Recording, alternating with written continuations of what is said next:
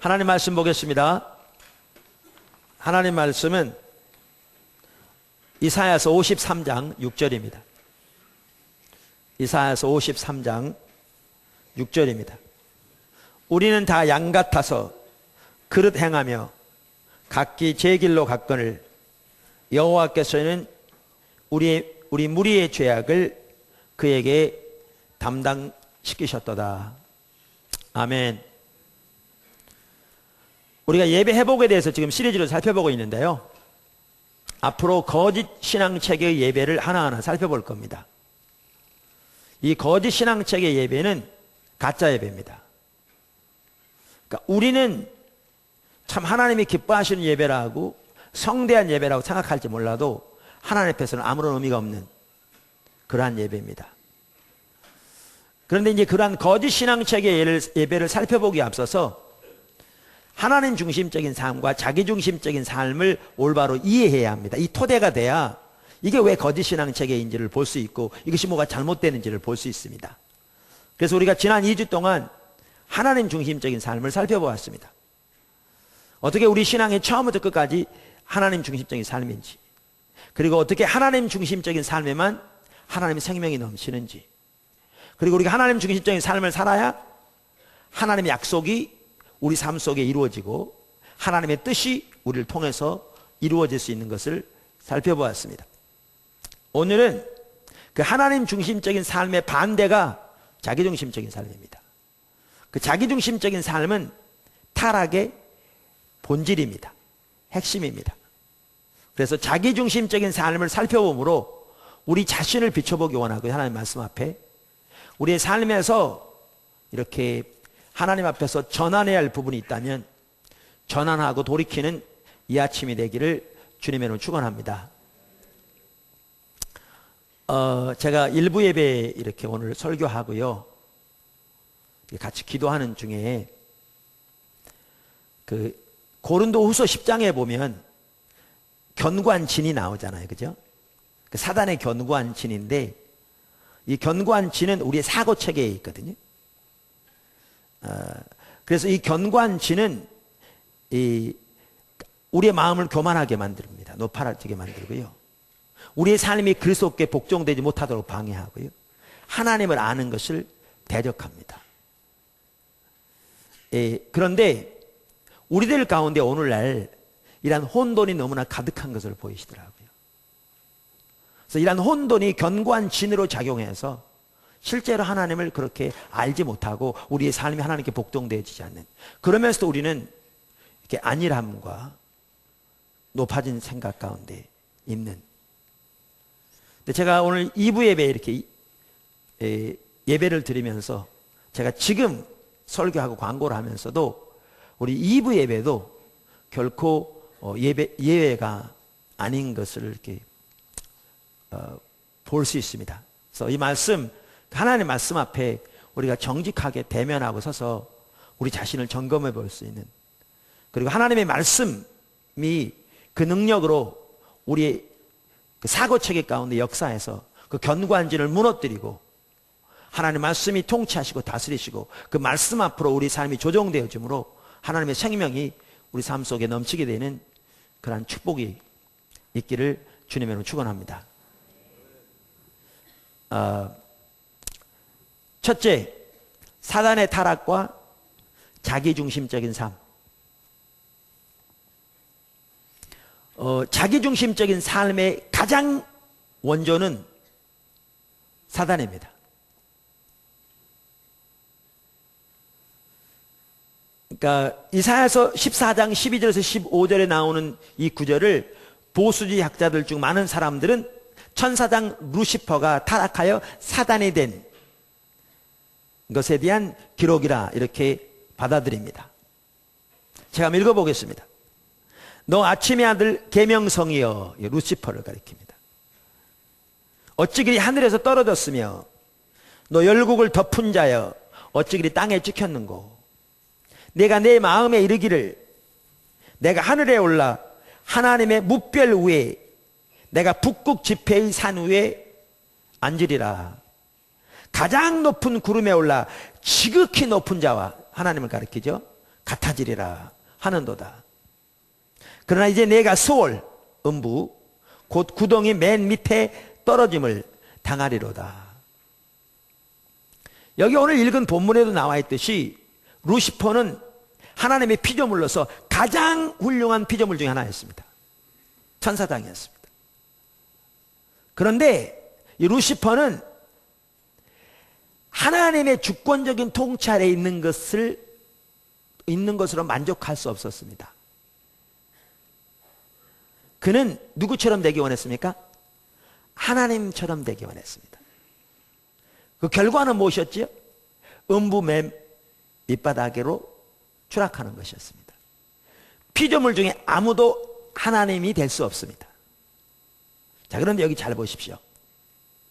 이처럼 루시퍼가 하나님과 같이 되기를 원했는데, 이 하나님과 같이 되기를 원했다는 말이 무슨 뜻입니까?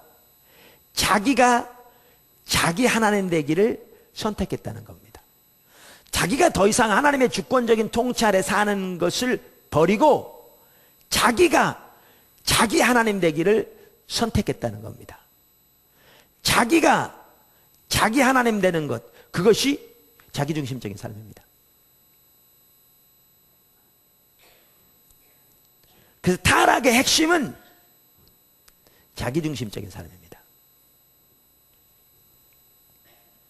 말씀드린 대로 우리 인간 중에 아무도 창조주인 하나님처럼 될 수 없습니다.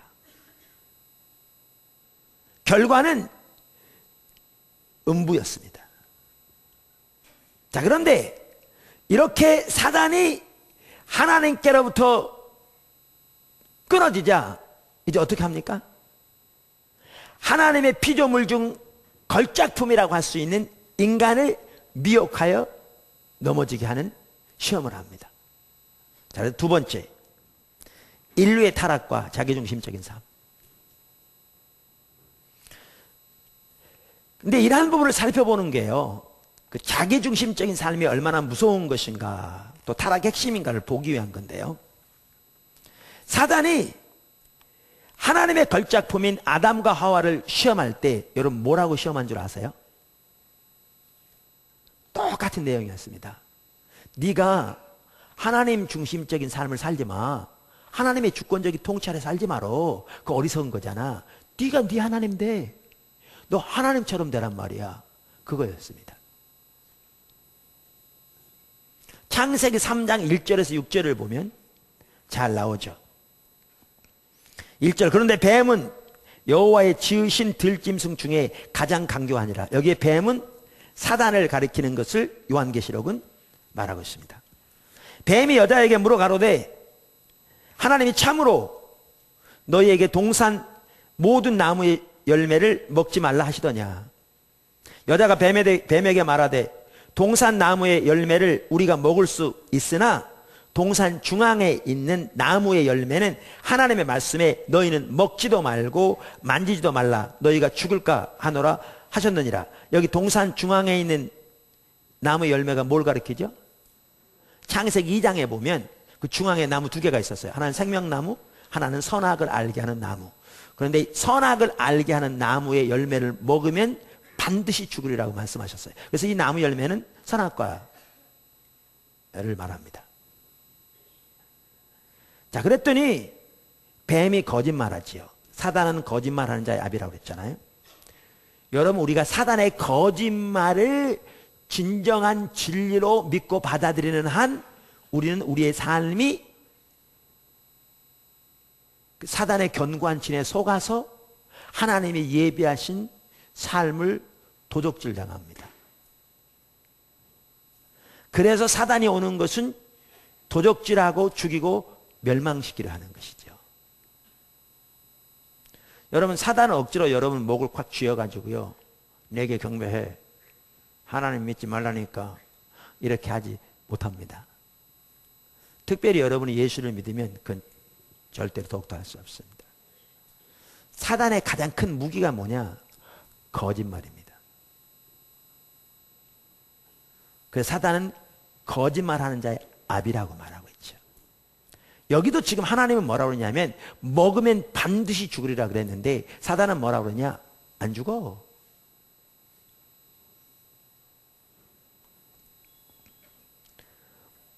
뱀이 여자에게 이르되 너희가 결코 죽지 아니하리라. 너희가 그것을 먹는 날에는 너희 눈이 밝아져 하나님과 같이 돼요. 하나님과 같이 돼요. 선악을 알 줄을 하나님이 아심이니라. 보십시오. 거짓말. 이 거짓말을 받아들이니까 어떤 일이 있었느냐? 여자가 그 나무를 본즉 먹음직도 하고 보암직도 하고 지혜롭게 할 만큼, 누구처럼 지혜롭게 할 만큼? 하나님처럼 지혜롭게 할 만큼 탐스럽기도 한 나무인지라.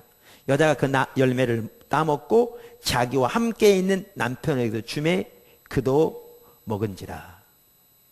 여기 보시면 이게 이제 인류의 타락에 대한 기록인데요.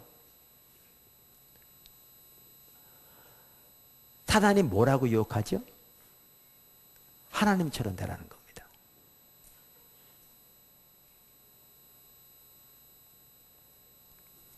우리가 2주 전에 살펴보았죠. 선악과는 뭘 상징한다고요? 그 중에 한 가지? 하나님의 주권적인 통치를 의미한다고요. 그래서 하나님은 인간을 창조하실 때부터 하나님의 주권적인 통치 아래 살도록, 다시 말하면 하나님 중심적인 삶을 살도록 창조하셨다고요. 그런데 지금 사단은 뭐라고 말하고 있느냐? 이 선악과를 따먹으라는 것은 그저 열매 하나 따먹으라는 게 아닙니다. 하나님의 주권적인 통치 아래 사는 것을 벗어나서 네가 하나님과 같이 되라는 겁니다. 다시 말하면 네가 네 하나님 되라는 겁니다. 이게 타락의 본질입니다. 루시퍼가 타락한 것과 똑같은 성격으로 인류를 미혹합니다. 그리고 아담과 하와는 그 유혹에 넘어가 자기들이 하나님의 주권적인 통치 아래 사는 것을 버리고 자기가 스스로 자기들의 하나님 되기를 선택하는 죄를 범하게 됩니다. 그렇기 때문에 타락의 본질은 하나님 중심적인 삶에서 자기 중심적인 삶으로의 전환입니다. 이게 타락의 본질입니다. 아멘. 세 번째, 타락의 본질은 자기중심적인 삶이다. 사단의 타락이나 인간의 타락에서 볼 수 있듯이 자기중심적인 삶은 타락의 본질이요 핵심입니다. 그것이 모든 죄의 원조입니다. 그래서 오늘 읽은 이사야서 53장 6절을 보십시오. 이사야서 53장은 우리 인류의 죄를 위해 십자가에 못 박혀 돌아가시고 부활하시기 위해서 오실 고난의 종에 대한 예언입니다.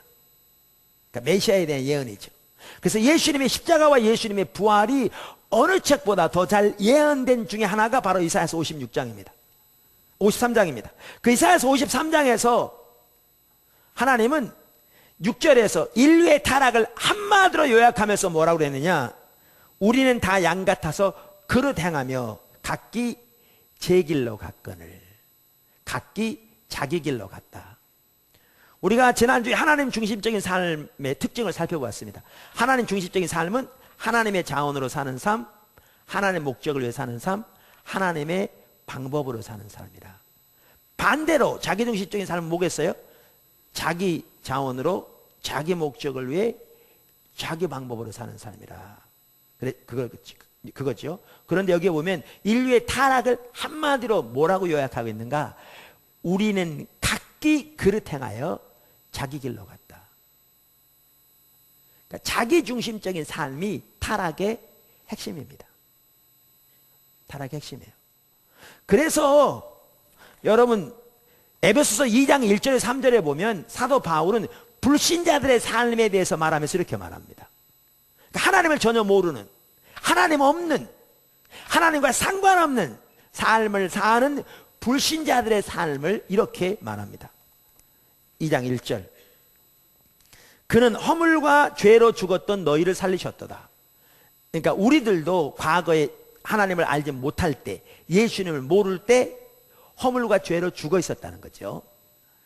그때 너희가 그 가운데서 행하여 이 세상 풍조를 따르고 공중의 권세 잡은 자를 따랐으니 곧 지금 불순종의 아들들 가운데 역사하는 영이라. 전에는 우리도 다 그 가운데서 우리 육체의 욕심을 따라 지내며 육체와 마음이 원하는 것을 하여 다른 이들과 같이 본질상 진노의 자녀였더니, 보세요.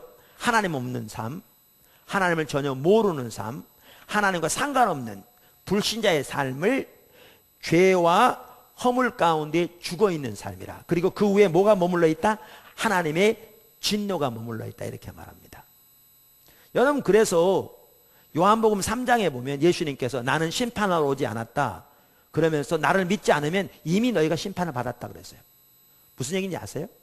하나님을 모르는 사람들은 죄와 허물 가운데 죽어 있고요, 하나님의 진노가 이미 머물러 있습니다. 거기서 살 수 있는 유일한 길은 예수 그리스도를 믿음으로 그 죄를 용서받고 사단의 권세에서 자유케 되어 하나님의 자녀가 되는 길뿐이죠. 그래서 성경은 이처럼 이미 심판을 받았다라고 말합니다. 주님을 모르면. 무슨 말 아시겠지요? 그러면서 이 불신자들의 삶의 특징을 세 가지로 말합니다. 하나는 뭐예요? 이 세상 풍조를 따르는 사람이다. 두 번째는 공중의 권세 잡은 사단을 따르는 사람이다. 세 번째는 뭐라고요? 타락한 육신과 마음이 원하는 대로 사는 것이다. 근데 여기 보세요. 타락한 마음과 육신이 원하는 대로 사는 삶. 그게 뭐냐? 자기중심적인 삶입니다. 자기중심적인 삶입니다. 여기 한 가지 더 볼 게 있습니다. 세상의 풍조를 따르고 타락한 육신과 마음이 원하는 대로 사는 자기중심적인 삶을 살면 자기가 그것을 알건 모르건 인정하건 안 하건 그것은 사단을 따르는 사람입니다. 여러분, 불신자 중에 사단의 존재를 인정하는 사람이 몇 프로나 될까요? 0.0 몇 프로는 그것도 안 될 수 있습니다. 근데 사단의 존재를 인정하건 안 하건 상관없이 세상의 풍수를 쫓고 자기중심적인 삶을 살면 그것은 사단을 따르는 삶입니다. 그게 성경이 말하는 바입니다.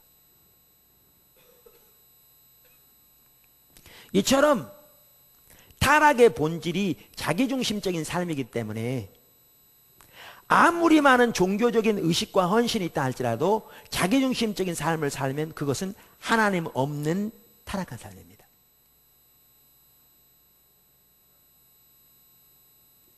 우리가 이미 살펴보았지만 이사야 시대만 하더라도 안식일을 철저히 지켰습니다. 매월 첫날 드리는 월삭 예배를 빼놓지 않고 드렸습니다. 모든 대회와 절기를 성경대로 철저하게 지켰습니다.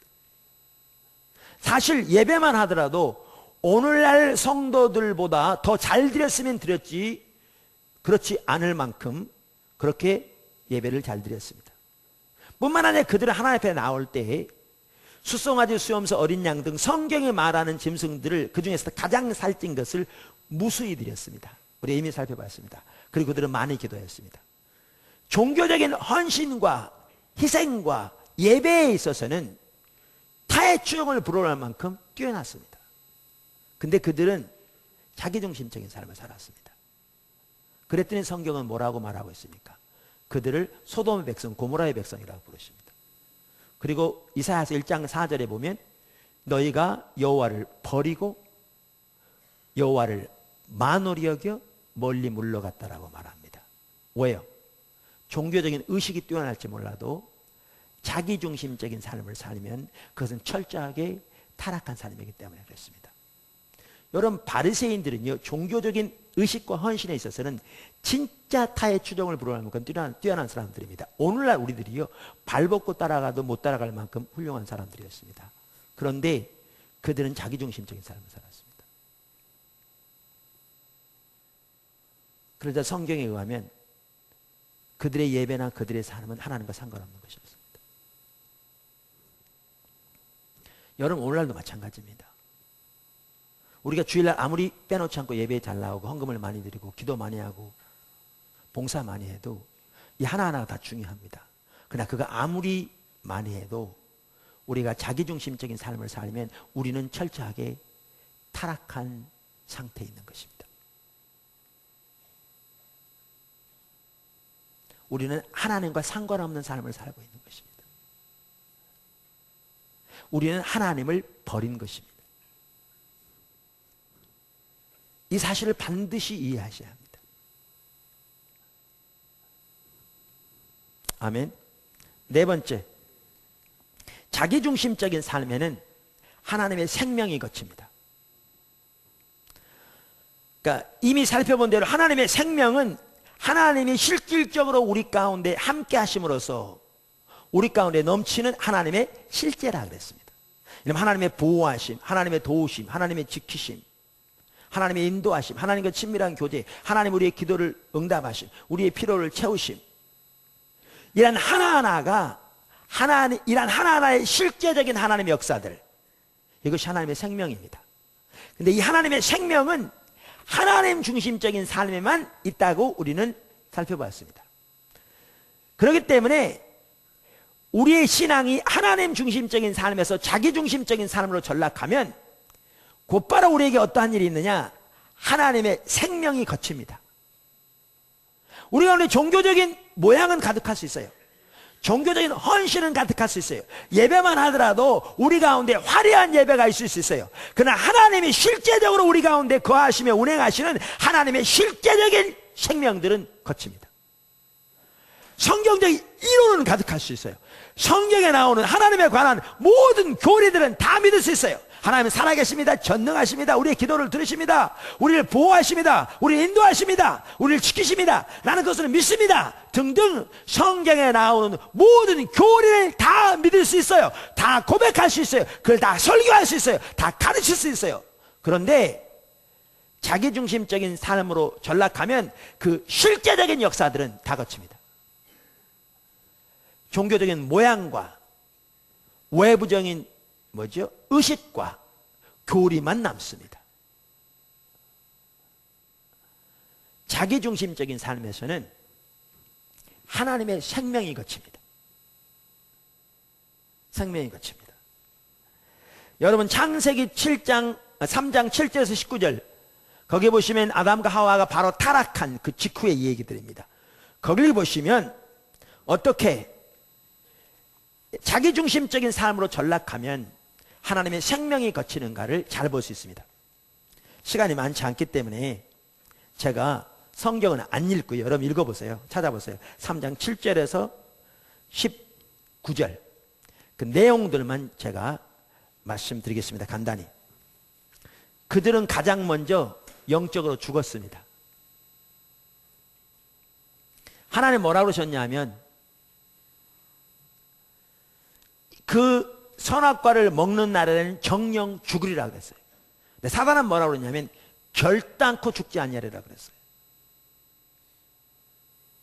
아담과 하와가 선악과를 먹었을 때 곧바로 그들의 육신은 죽지 않았습니다. 근데 바로 그 즉시 그들은 영적으로 죽었습니다. 왜 그런 줄 아세요? 죽음은 생명의 근원인 하나님으로부터 끊어지는 것이 죽음입니다. 여러분 지옥의 본질이 뭔지 아세요? 지옥의 본질은 고통이 아닙니다. 거기에 고통이 있습니다.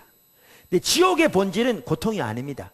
지옥의 본질은 생명의 근원이신 하나님으로부터 영원히 단절된다는 것입니다. 그게 지옥의 본질입니다. 고통은 부수적인 것입니다. 우리는 꽃꽂이를 하지 않습니다만 여기 꽃꽂이를 해놓는다면 화려하게 이렇게 꽃이 피어 있을 수 있습니다. 근데 이거 산 겁니까? 죽은 겁니까? 한편으로는 산다고 볼 수 있어요. 그러나 이미 꺾인 꽃이요. 이게 죽은 겁니다. 시간만 지나면 말라지게 되어 있습니다. 아담과 하와요. 바로 그들이 범죄하여 자기가 자기 스스로 자기 하나님 되기를 선택하는 그 순간 그들의 영은 하나님께부터 끊어졌습니다. 죽었습니다.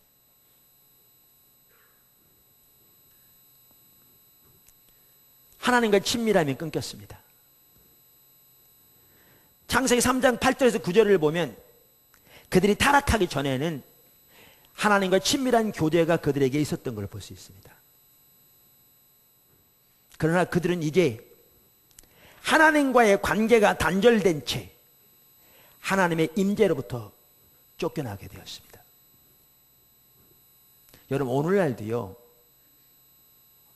자기중심적인 삶에는 어떠한 하나님과의 친밀한 교제도 실제적으로 가능하지 않습니다. 자기중심적인 삶에는 진정한 하나님의 임재가 함께하지 않습니다.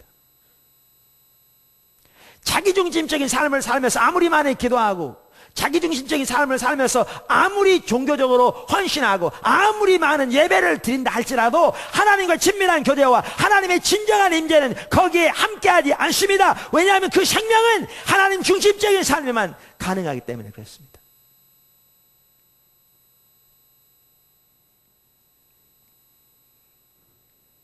그러니까 과거에 어떤 분이 저한테 와서 그렇게 묻더라니까요. 그분은 어떤 분이냐면요, 한 달에 15일을 교회에서 철회하는 분입니다. 1년에 170일 이상을 교회에서 철회하는 분입니다. 한 주만 그런 게 아니고요, 그게 오랫동안 그렇게 해왔습니다. 너무너무 놀라운 일이죠. 그런데 하나님과 친밀한 교제는 전혀 없습니다. 본인도 이유를 모릅니다. 근데 당연합니다. 왜요? 자기중심적인 삶에서는 하나님의 생명이 거칩니다.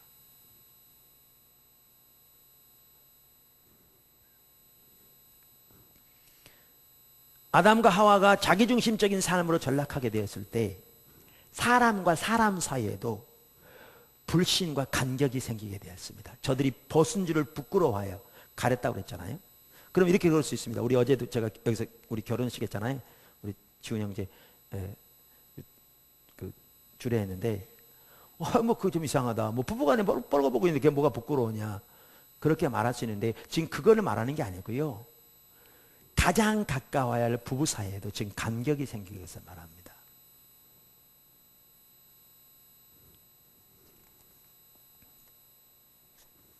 하나님 중심적인 삶을 살 때 그 사이에는 온전함이 있었습니다.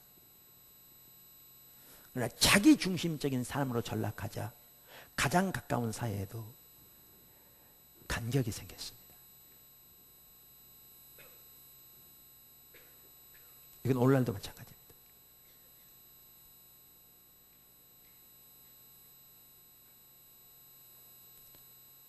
지금 오늘날 우리 포도나무 교회도 혼자 된 분들이 많습니다. 우리는 그분들을 무시하지 않습니다. 마음에 품고 기도하죠. 목회자로서 하나 되길 원합니다. 근데 포도나무 교회 지체로서 나눠진 가정은 딱 한 가정 있습니다. 지금까지.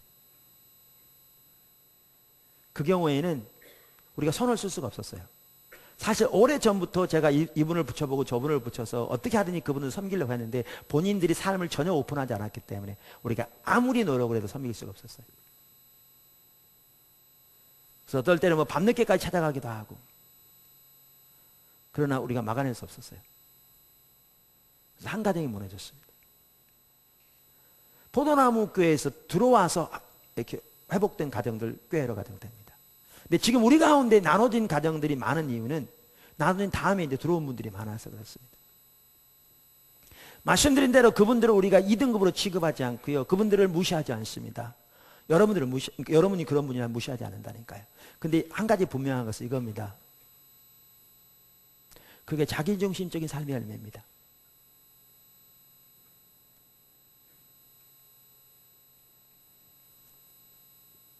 여러분이 단 한 사람과만 그러니까 한 사람과만이라도 올바른 관계 가운데 있지 않으면 여러분 지금 하나님과 올바른 관계 절대 있지 않는 겁니다.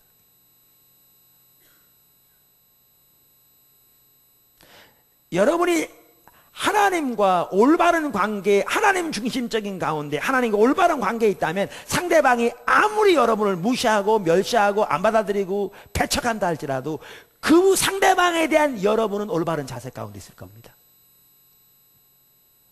근데 여러분의 마음에 단 한 사람과만이라도 무너져 있다면 뭘 의미하느냐? 하나님과 여러분의 관계가 무너져 있다는 걸 의미합니다.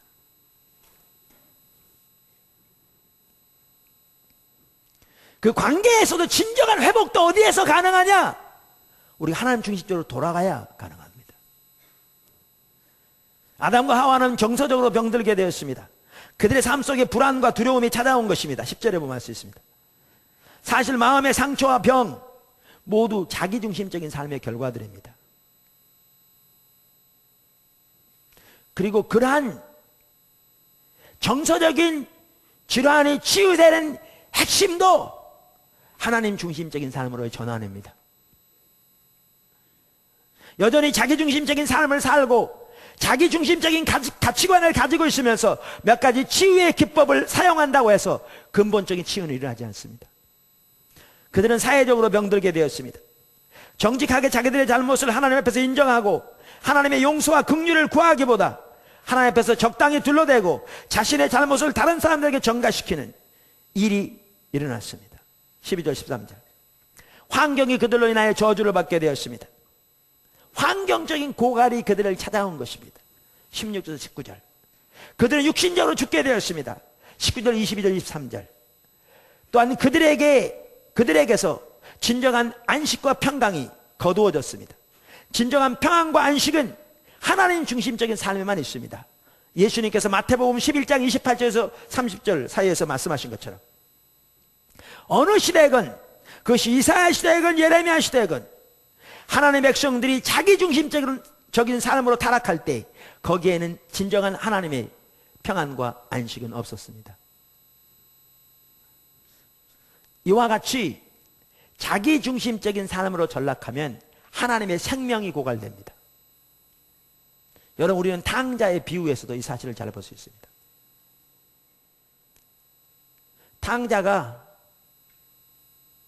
하나님의 아버지 집에서 그러니까 우리말로 하면 하나님 중심적인 삶을 살기를 거절하고 아버지의 분깃을 가지고 가서 자기 마음대로 살기 원했습니다.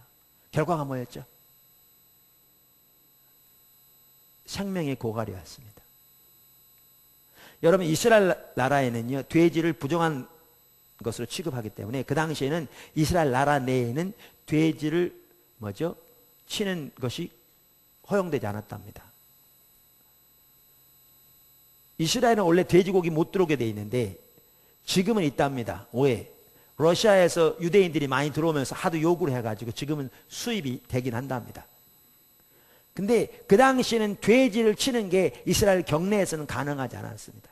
그런데 탕자는 그 돼지를 치는 데 취직해서 돼지가 먹는 음식으로 배를 채우고자 했는데 그거마저도 없는 가운데 처하게 되었습니다. 뭘 의미합니까? 그만큼 철저한 생명의 고갈을 의미합니다. 그의 생명이 회복되는 거요 아버지 집으로 돌아가는 거였습니다.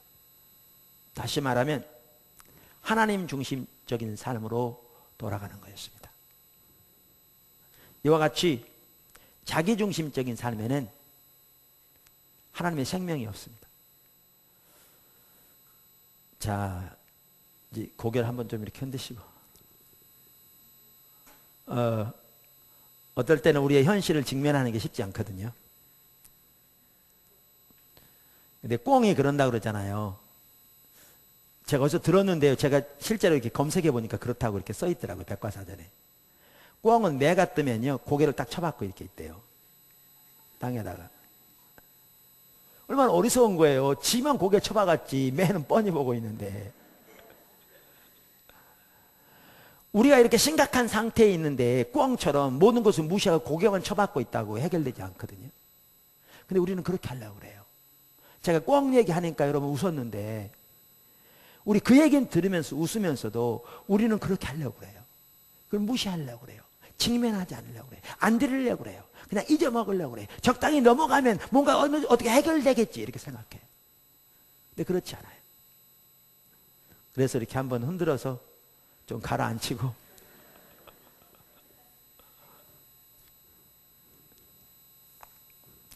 자, 네 번째, 자기중심적인 삶과 세상과 사단. 아까 에베소 2장 1절에서 3절에 나오는 불신자들의 삶의 특징을 살펴보았습니다. 세상 풍조를 따르는 삶, 공중의 권세자인 사단을 따르는 삶, 타락한 자기 육신과 마음이 원하는 대로 사는 삶. 다시 말하면 자기중심적인 삶. 이 세 개가 삼위일체처럼 같이 간다고요. 그래서 자기중심적인 삶과 세상과 사단은 항상 같이 갑니다. 그 아래 작은 첫 번째, 자기중심적인 삶과 세상. 여러분, 자기중심적인 삶과 세상은 밀접한 관계를 가지고 있습니다. 여러분, 그렇기 때문에요, 여러분이 신앙생활을 하더라도 자기중심적인 삶을 살면 안 믿는 세상에서 잘 받아들여집니다. 왜 그런 줄 아세요? 똑같은 가치관으로 살아가기 때문에. 주일날은 교회 와서 예배드리고 헌금하고 봉사할지 몰라도 살아가는 이유, 삶의 방법, 삶의 목표는 안 믿는 세상 사람과 똑같기 때문에 잘 받아들여집니다. 컴퓨터 용어로 말하면 호환되는 거죠, 서로.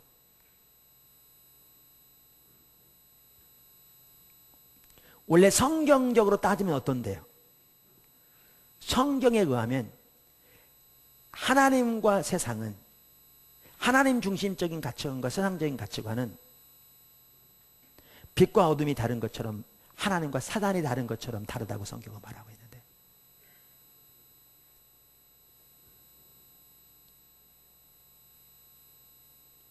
여러분, 그런 상황에서 볼 때 오늘날 하나님의 백성들인 우리들과 교회의 모습이 어떤 상태라고 생각하십니까? 우리 한국에.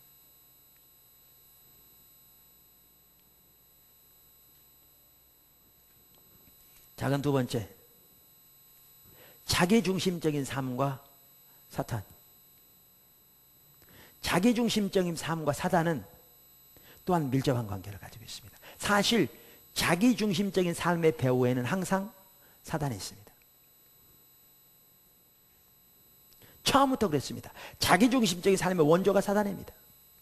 자기중심적인 삶이 아담과 하와를 사단이 아담과 하와를 시험할 때도 자기중심적인 삶으로 시험했습니다. 마태복음 16장 15절 이하에 보면 예수님께서 제자들에게 묻습니다. 너희는 나를 누구로 하느냐? 그랬더니 베드로가 대답합니다. 주는 그리스도시요 살아계신 하나님의 아들이십니다. 그런데 예수님께서 기뻐하시죠. 바요나 시몬아, 내가 복이 있도다. 이를 내게 알게 한 것이 혈육이 아니요 하늘에 계신 내 아버지시라. 그러면서 베드로에게 이렇게 말씀하세요. 너는 베드로라. 이 반석 위에 내가 내 교회를 세우리니 음부의 권세가 이기지 못하리라. 그리고 나서 예수님이 뭐 하시냐면요, 제자들에게 예루살렘에 올라가면 대제사장들에게 넘겨져서 그들에 의해 죽임을 당하고 사흘 만에 부활하실 것을 예언합니다. 이렇게 말씀하세요. 그러니까 십자가에 대해서 그들에게 가르치기 시작하세요. 그랬더니 22절에 베드로가 이렇게 말합니다. 베드로가 예수를 붙들고 항변하여 이르되, 이게 개역 개정판인데요, NIV 성경에 이렇게 돼 있어요. 베드로가 예수님 한쪽에 따로 세워서 꾸짖었다고 했어요. 선생님, 말 같은 소리를 하세요. 그랬던 것 같아요. 무슨 그런 말씀을 다 하십니까? 아니, 선생님이 제사장들에게 넘겨 죽임 당하라 우리가 가만히 있을 것 같으십니까? 그런 소리는 집어치우세요. 그랬던 것 같아요. 예수를 붙들고 항변하여 이르되, 주여 그리 마옵소서. 이 일이 결코 주에게 미치지 아니하리이다. 그랬더니 예수님이 어떻게 했다고요? 베드로를 똑바로 쳐다보시면서 이렇게 말씀하셨다고요. 베드로에게 이르시되, 사단아 내 뒤로 물러가라. 너는 나를 넘어지게 하는 자로다. 내가 하나님의 일을 생각하지 아니하고 도리어 사람의 일을 생각하는도다 하시고.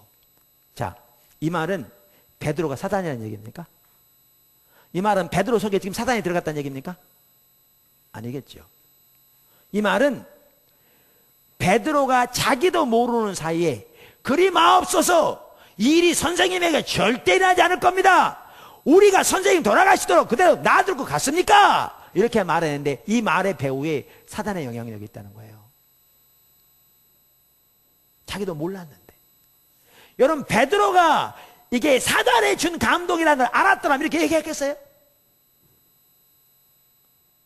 절대 안 했죠.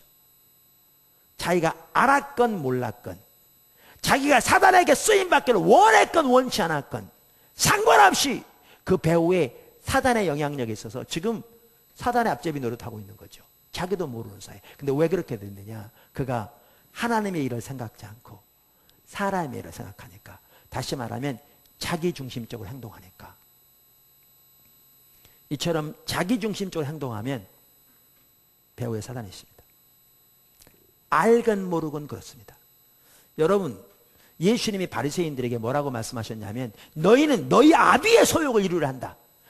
그들은 아브라함이 자기 아버지라고 자기 조상이라고 고백하는 자들인데 아브라함을 너희 아비라 하지 말라 그러면서 자기들은 하나님을 누구보다 섬긴다고 생각하는데 너희는 너희 아비의 소욕을 이루려 한다 그러면서 너희 아비는 마귀라 그랬어요. 여러분, 이 말은 바리새인들이 마귀를 섬겼다고 생각하세요? 그들을 잘 몰라서 그렇죠. 자기들이 마귀를 섬기고 있다고 생각이요? 꿈에도 못 꿀 일입니다. 마귀라면 누구보다 앞장서서 대적할 사람들이 바리새인들이었습니다. 근데 그들이 알았건 몰랐건, 그들이 원했건 원치 않았건 그들은 실제로 사단의 소욕을 이루는 삶을 살았습니다. 그래서 예수님이 십자가 내주는데 앞장서잖아요. 그리고 성령을 통한 하나님의 역사를 가는 곳마다 대적하잖아요. 근데 왜 그렇게 되느냐? 자기중심적인 삶을 사니까요. 자기중심적인 삶을 사니까요.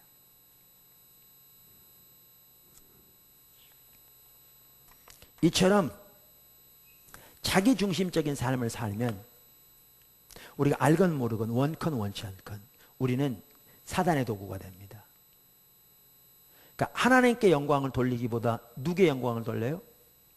사단에게 영광을 돌리는 삶을 사는 거예요. 우리는 하나님께 영광을 돌린다고 생각할 수 있어요. 우리는 하나님께 영광을 돌리기 위해서 그렇게 한다고 원할 수 있어요. 그러나 우리가 자기중심적인 삶을 살면 우리가 실제로 영광을 돌리는 것은 하나님이 아니고 사단입니다.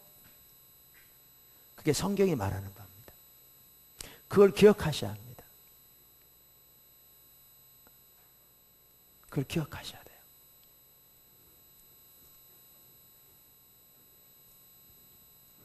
몇 번째죠? 5번째? 6번째? 6번째. 5번째. 누가 맞는 거예요? 네. 자기중심적인 삶으로는 절대로 성령과 동행할 수 없습니다. 다시 말합니다.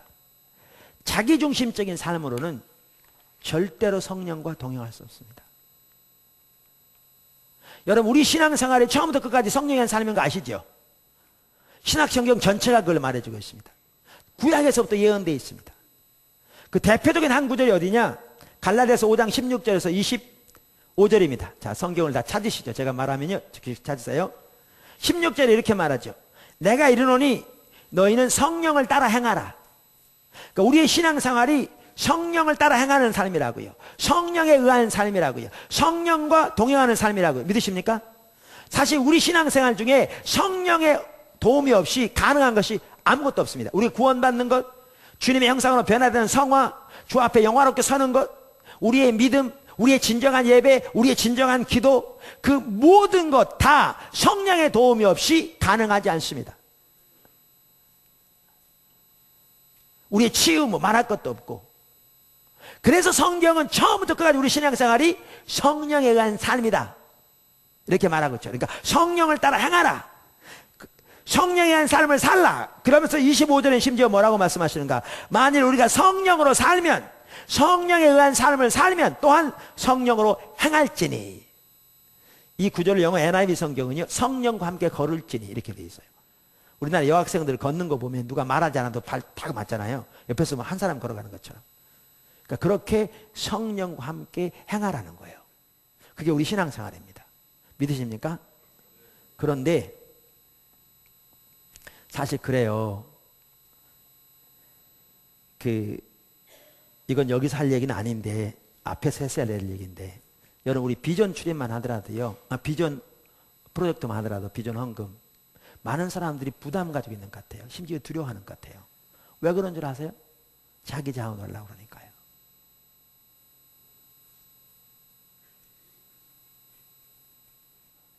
자기 자원 하려고 그러니까요. 근데 고린도후서 8장 9장 헌금에 대한 구절인데요, 거기에 보면 드리는 것도 하나님의 은혜로 되어질 뿐만 아니라 드릴 씨앗을 주신 것도 하나님의 은혜로 주신 거라고 말하고 있어요. 여러분이 마음에 품고 기도하고 하나님의 비전에 자신의 삶이 드려지길 열망하고, 그래서 하나님은 도와달라고 하나님의 은혜를 구할 때 하나님께서 여러분에게 드릴 씨앗도 주실 뿐만 아니라 드릴 은혜도 주실 줄로 믿습니다. 하나님 우리를 지금 다루고 계신 게 주권을 세우시기 원하신다니까요. 우리 신앙생활은 하나님 중심적인 삶이고요, 우리 신앙생활은 그렇기 때문에 성령에 의한 삶입니다. 믿으십니까? 이처럼 우리 신앙생활은 성령에 의한 삶인데, 문제는 자기중심적인 삶을 살면 성령에 의한 삶이 불가능합니다. 그래서 갈라디아서 5장 16절 17절 이렇게 말하죠. 내가 이르노니 너희는 성령을 따라 행하라. 그리하면 육체의 욕심을 이루지 아니하리라. 육체의 소욕은 성령을 거스리고 성령은 육체를 거스리나니 이 둘이 서로 대적하므로 너희가 원하는 것을 하지 못하게 하려 함이니라. 육체를 따르면, 다시 말하면 타락한 육신과 마음이 원하는 대로 살면, 다시 말하면 자기 중심적인 삶을 살면, 그것은 성령을 소멸하기 때문에, 성령을 대적하기 때문에 성령에 의한 삶을 사는 것이 가능하지 않습니다. 하나님, 나는 성령에 의한 삶을 살기 원해요. 하나님, 성령께 민감해 순종한 삶을 살기 원해요. 나는 목사님이 예를 든 것처럼 우리나라 여학생들이 걸어가면 옆에서 한 사람이 가는 것처럼, 둘이 걸어가는 것처럼 저는 그렇게 순간순간 성령과 함께 걷기 원해요. 진짜로 원해요, 성령님. 그럴지 몰라도 여러분이 자기중심적인 삶을 살면 그건 가능하지 않습니다. 아무리 원해도, 아무리 사모해도.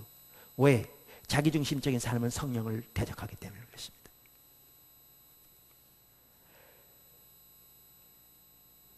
가능하지 않습니다. 반대로 육신을 이기는 길이 뭐냐? 성령과 동행하는 겁니다. 왜? 성령은 육신을 대적하기 때문에 그렇습니다.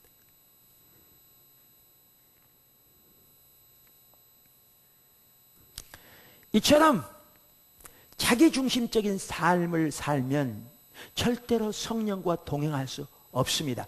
다시 말하면 하나님과 동행할 수 없습니다. 바꿔 말하면 예수님과 동행할 수 없습니다.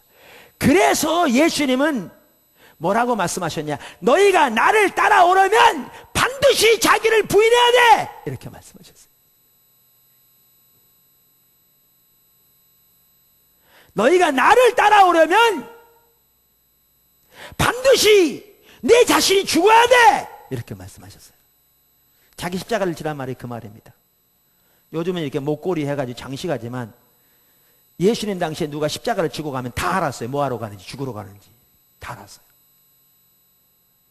그래서 그렇게 말씀하신 겁니다.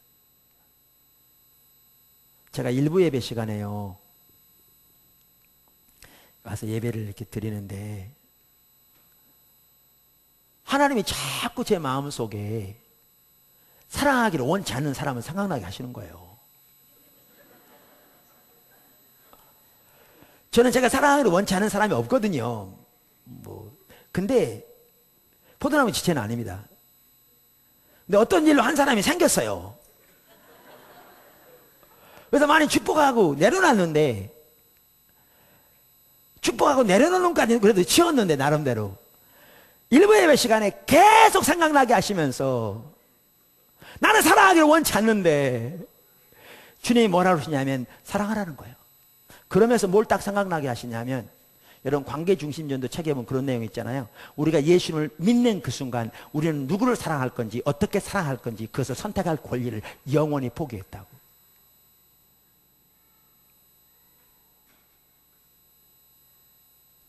예수를 믿는 그 순간 우리는 자기중심적인 삶을 버리고 하나님 중심적인 삶을 살기로 선택했기 때문에 우리는 심지어 누구를 사랑할 건지 그를 어떻게 사랑할 건지도 선택하는 것을 영원히 포기한 거거든요.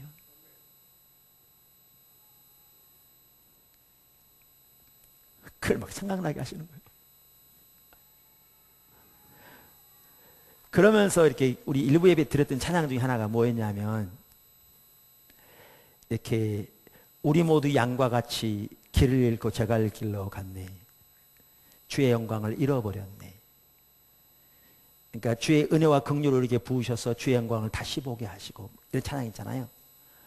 그 찬양을 이렇게 드렸는데 오늘날 교회 가운데 하나님의 백성들 가운데 얼마나 자기중심적인 삶을 삶으로 하나님의 영광을 잃어버리고 하나님의 생명이 거치고 하나님의 임재가 거친 그러한 상황 가운데 있는데 누가 옳고 누가 그런 게 뭐가 중요하냐고요. 그게 보여지더라고요. 여러분, 아무도 옳지 않습니다. 하나님만 옳습니다. 그러면서 하나님은 내가 택한 사람을 사랑하라는 거죠.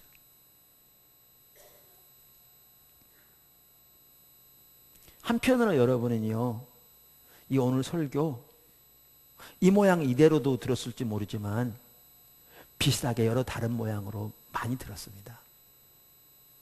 그래서 어떤 사람들은 여러분이 그런 분이 없었겠지만 다 아는 설교라고 생각했을지 모릅니다. 근데 다 아는 게 중요한 게 아니고요, 그게 우리의 삶의 재정적인 면이면 재정적인 면, 관계적인 면이면 관계적인 면 등 적용되어지면 우리는 너무나 많은 경우에 하나님 중심적인 삶을 살지 않고 여전히 자기 중심적인 삶을 살고 있는 것을 적나라하게 볼 수 있습니다. 그리고 그것이 옳은 신앙인 것처럼 생각하고 있습니다. 다 그렇게 사는 것이라고 생각하고 있습니다. 그 사단의 견고한 진이 그 견고한 혼동이 우리 가운데 가득해서 하나님을 아는 지식을 대적하고 우리의 마음이 높아지게 만들고 우리의 삶이, 우리의 생각이 그리스도께 복종되지 못하도록 가로막고 있습니다. 지금 바로 우리들에게 이 상태가 너무너무 심각합니다. 우리의 예배가 혼동되어 하나님의 보좌가 우리 앞에 보이는 것이 가려지고 예배 가운데도 하나님의 주권적인 통치가 우리 가운데 임하는 것이 대적될 만큼 우리 가운데 지금 혼동이 가득합니다.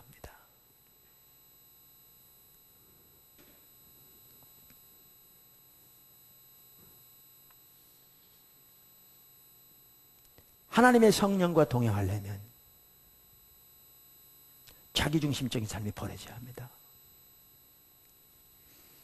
그래서 예수님께서 말씀드린 대로 나를 따르면 반드시 자기를 부인해야 된다, 이렇게 말씀하시고, 더 나아가 하나님은 그 삶이 실제로 가능하게 하기 위해서 예수님이 십자가에 못 박혀 돌아가실 때 예수를 믿는 우리 모두의 옛사람도 거기 함께 못 박아 죽게 만들었다고 성경은 말하고 있습니다.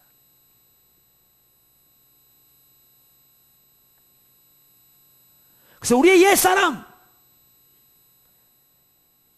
우리의 자기중심적인 모든 삶의 태도와 같이 그것을 이미 십자가에 못 박혀 죽었음을 인식하고 더 이상 자기중심적인 삶에 집착하는 것을 내어던지고 우리 구원의 본질은 자기중심에서 하나님 중심으로의 전환인 것을 인식하고 하나님 중심적인 삶으로 전환하기를, 하나님 중심적인 삶으로 우리 삶을 드리기를 하나님은 원하고 계십니다. 우리의 삶의 실제적인 영역에서 관계에서부터 우리의 모든 삶의 영역에 이르기까지.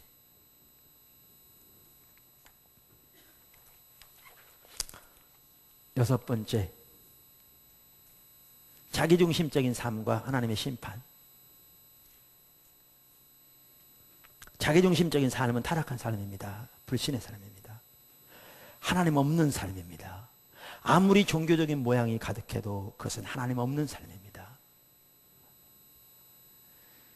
그렇기 때문에 자기중심적인 삶에는 하나님의 심판이 있습니다. 근데 여러분, 가장 먼저 찾아오는 하나님의 심판은 하나님의 생명이 거치는 겁니다.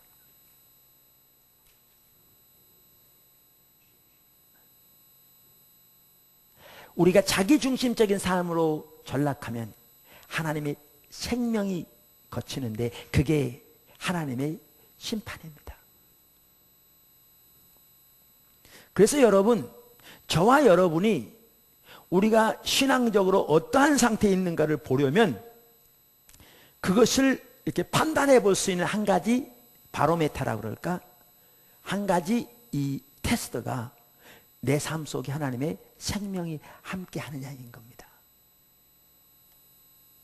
내 삶 속에. 교회가 지금 어떠한 상태에 있는가를 테스트해 볼 수 있는 한 가지 좋은 기준이 우리 가운데 지금 하나님의 생명이 함께하고 있느냐는 겁니다. 우리 교회가 성장한다, 몇 명이 모였다, 헌금이 얼마나 왔다, 우리 가운데 박사가 몇 명이고, 뭐 회사를 운영하는 회장이 몇 명이고, 뭐 국회의원이 몇 명, 이게 아닙니다. 우리 가운데 하나님의 생명이 함께하느냐는 겁니다.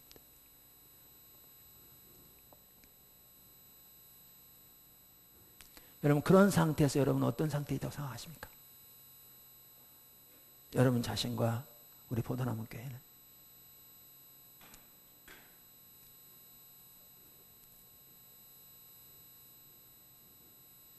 물론 우리 가운데 하나님의 생명이 철저히 거친 채,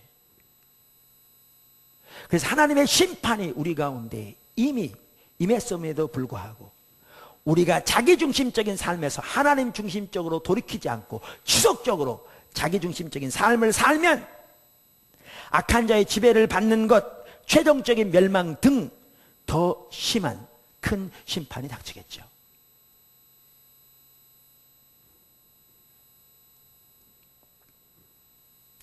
네, 여기 작은 첫 번째, 여기 한 가지 꼭 살펴볼 게 있습니다. 그게 뭐냐면 세상적으로 잘 되는 것이 반드시 하나님의 생명은 아닙니다. 하나님의 생명이 철저하게 고갈된 채 이미 하나님의 심판 가운데 있음에도 불구하고 그 사실을 전혀 모를 뿐만 아니라 오히려 정반대로 자기들은 하나님의 큰 축복을 받고 있다고 생각하는 사람들이 의외로 많습니다. 그런데 그들이 그렇게 자기들의 상태를 전혀 보지 못할 뿐만 아니라 착각하고 있는 가장 주된 이유 중에 하나는 세상적으로 잘 되는 것이 반드시 하나님의 생명은 아니라는 사실을 모르기 때문에 그렇습니다. 이에 대한 대표적인 예가 예레미야서 12장 1절 2절입니다. 예레미야는 원래 선지자 안 하겠다고 그랬어요. 성경에 보니까요, 예레미야 아마 10대 때 부름을 받았던 것 같아요. 하나님이 어느 날 예레미야에 오셔가지고 열방을 향한 선지자로 세웠다고 그러니까 예레미야가 저는 어리고 말도 못합니다. 누가 그러더라고요, 농담으로. 이사야가 가겠다잖아요. 걔 보내세요. 예레미야는 전혀 안 한다고 그랬어요. 무슨 열방을 위한 무슨 선지자, 이게 뭐 전혀 아니죠. 오늘날 우리는 제발 전을 좀 보내주세요 막 이런 사람 많은데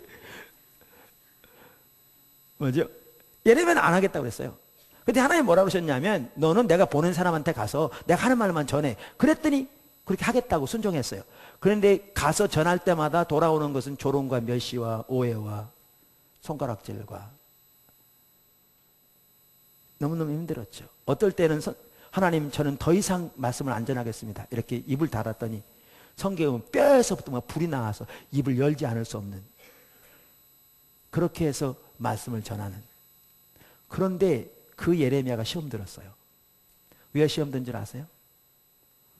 악한 자들이 형통하고 반역한 자들이 안락하는 걸 보고 시험 들었어요. 그래서 하나님께 따지는 겁니다. 하나님, 어떻게 이런 일이 있을 수 있습니까? 제가 하나님의 명령에 순종한다고 이 모든 그 핍박과 대적과 오해와 손가락질과 비방을 들으면서도 순종하고 있는데 하나님, 어떻게 이런 일이 있을 수 있습니까? 그래서 시험 들었습니다. 그런데 그 악한 자와 반역한 자들이 누군 줄 아십니까? 여기 보시면 그 당시 유다 백성, 그 당시 예루살렘 거민입니다. 예레미야 시대는 실제로 하나님의 심판이 코앞에까지 닥친, 그리고 실제로 예레미야 시대에 그 심판이 임한 시대 말적인 상황입니다. 근데 그때에도 수는 몇 명이라고 안 나와 있지만 최소한 상당수는 세상적으로 잘 내고 형통하고 안락했습니다. 오늘날로 말하면 사업 잘 내고 애들 잘 내고 집안에 큰 문제 없었습니다. 그래서 그 당시에 사람들은 예레미야를 통한 하나님의 말씀을 더 들을 수 없었습니다. 왜요?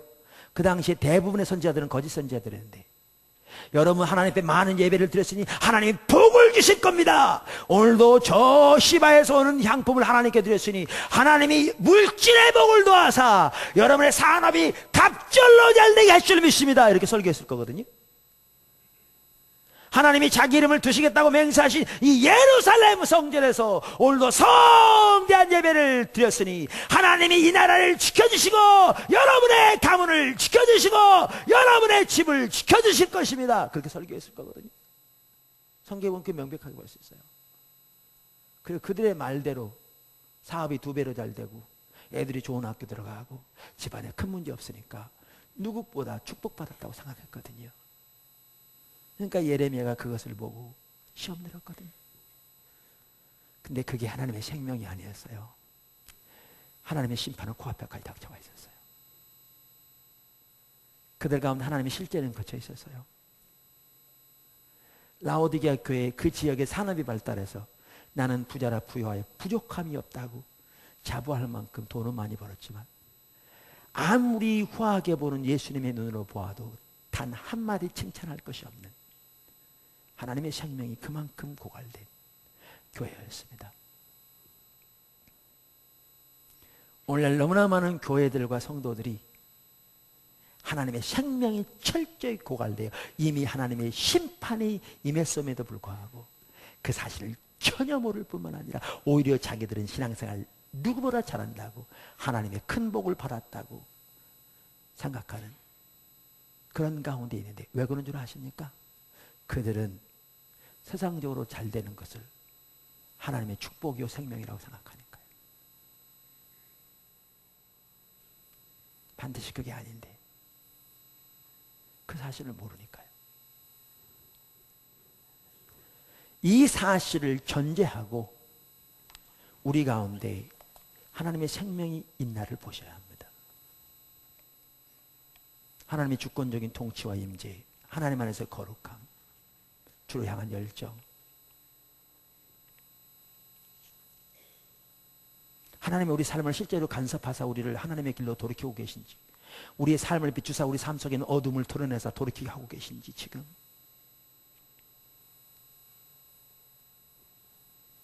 우리가 곁길로 갈 때 하나님께 징계하사 하나님의 길을 보이심으로 우리로 하여금 하나님의 길로 돌이키도록 하나님께서 우리 삶 속에 동행하고 계신지, 우리에게 하나님의 목적과 의도를 보이셔서 우리로 하나님의 목적에 동참하게 하시고 하나님이 우리를 통해서 하나님의 목적을 지금 이루어가고 계신지, 하나님과 친밀함이 우리 가운데 있는지, 우리의 예배 가운데 하나님의 영광스러운 임재가 함께하사 사람들이 그 앞에 꼬꾸라지며 초대교회 그랬던 것처럼 너희 가운데 하나님이 계시다, 너희 가운데 하나님이 계시다라고 고백하고 있는지, 그런 하나님의 생명이 우리 가운데 함께하고 계신지를 보셔야 합니다. 그게 없다면 우리는 영적으로 심각한 가운데 있는 겁니다.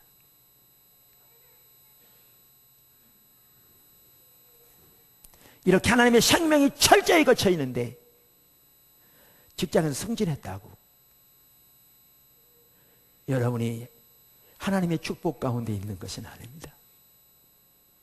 안 믿는 사람도 직장에서 승진하고요, 안 믿는 사람도 공부 열심히 하면 서울대 장학생 들어가고요, 판사 되고요, 의사 됩니다, 박사 되고요, 교수 됩니다. 안 믿는 사람도 사업 열심히 하면 사업 잘 됩니다.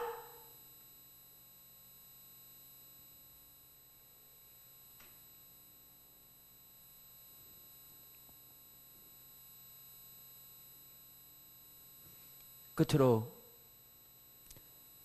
하나님 중심적인 삶의 특징.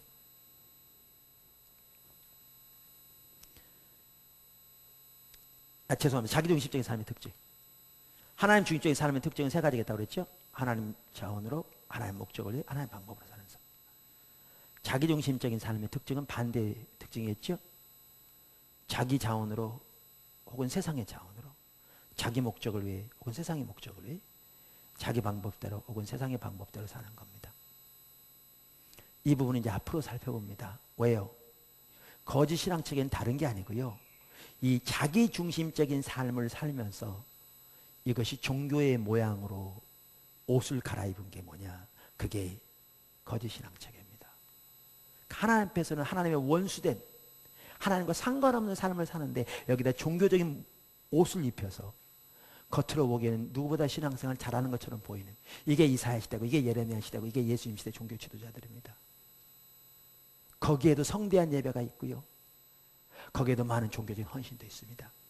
많은 종교적인 지식도 있고요, 성경적인 지식도 있습니다. 근데 하나님과 상관없는 겁니다. 이 자기중심적인 삶에 토대한 종교가 거짓 신앙체계입니다. 그 부분을 앞으로 살펴볼 겁니다.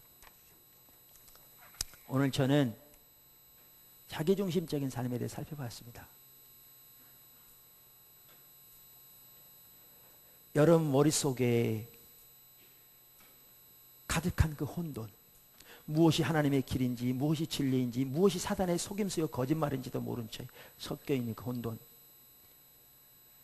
하나님의 진리의 빛이 여러분 비춰져서 혼돈들이 거쳐지고 그 견관진이 파괴되고 우리의 삶이 하나님의 진리에 맞춰 조정되어지므로 여러분의 생각이 겸손히 낮아지면 하나님 앞에서, 여러분 하나님의 길을 보고 자신을 보면요 겸손해질 수밖에 없어요. 왜냐하면 하나님의 길에 비춰진 내 모습은 진짜 하나님의 도움과 은혜가 절실하게 필요한, 너무나 그 길에서 멀어져 있는 자신의 모습이 보일 거니까요. 그래서 애통하고 가난할 수밖에 없게 돼 있어요. 그래서 그러한 자를 하나님이 귀하게 여기신다고 말하고 있는 거예요. 이렇게 겸손해지고 더 나아가 여러분의 생각과 삶이 그렇게 조정되어지므로 그리스도께 복종되어지고 그 모든 걸 통해 하나님을 더욱더 아는 자리로 나아가 실제적으로 하나님과 동행하며 하나님께서 예비하신 그 생명이 여러분 삶 속에, 포도나무 삶 속에 더욱 넘치는 축복이 있기를 주님을 축원합니다. 아멘. 자, 반주자들 좀 나오시고요.